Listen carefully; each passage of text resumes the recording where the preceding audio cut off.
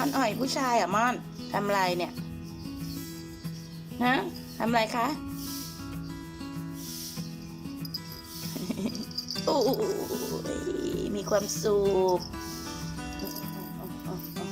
เดี๋ยวตกลงไปนะ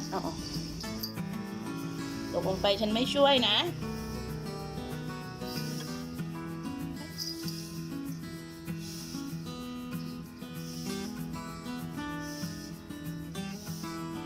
นี่คือจากระเบียง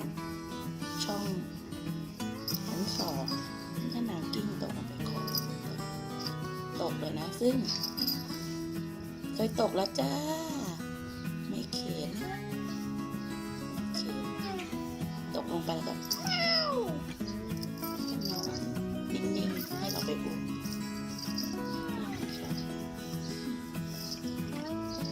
ขอบตรงนี้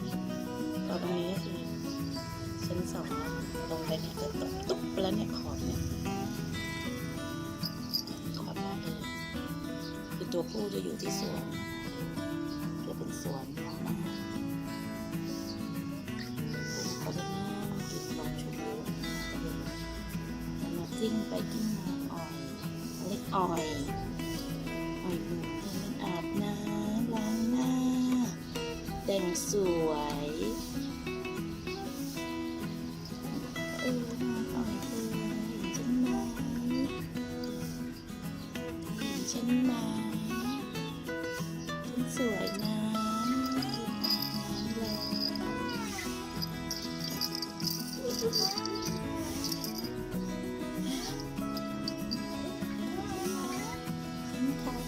ล้างทุกส่วนของร่างกายเลยมีความสุขสนุกสนานมากเลยถ้าเซ็กซี่เนี่ยนะดูหันหาเขาด้วยน่ะฮะหันตูดให้ผู้ชายดูนะหันมาทางนี้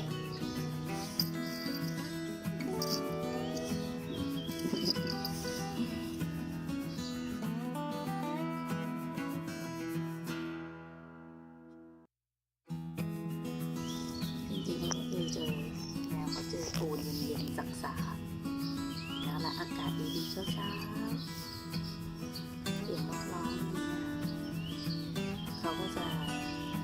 อาการอารมณ์ดีกิ้งไปกิ้งมาสบายใจคืออยู่ใน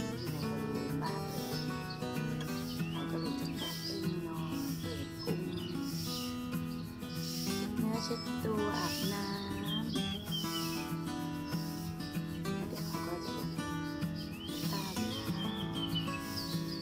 กลับมาขึ้นมาเราต่อตรงนี้มองมีนกก็มาเกาะใกล้ๆแล้วก็จะมองชมนกชมไม้ไปเรื่อยใช่ไหมม่อนไหนแล้วมีน้องนกมาหาเลยวันนี้นกไม่มาหาหรอสวยยังลูกสวยยังสะอาดยังให้แม่ดูสิไหนหูอ่ะกิ้งให้แม่ดูเร็วโชว์พุงหน่อย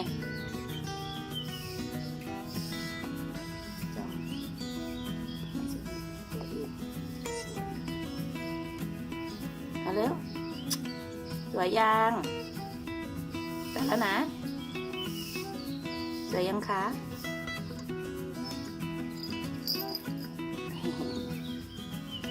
สวยแล้วแต่ยังไม่ชอบให้ถ่ายวิดีโอนะก็จะมองถ้าเราเปิดกล้องถ่าย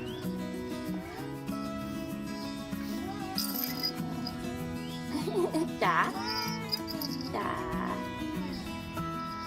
ไม่ถ่ายอ่ะลูกมันไม่ถ่ายแอบไปละ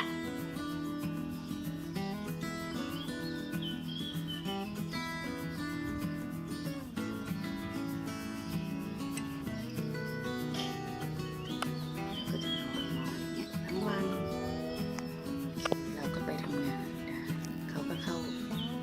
บ้านไปแล้วนะม่อนคนสวย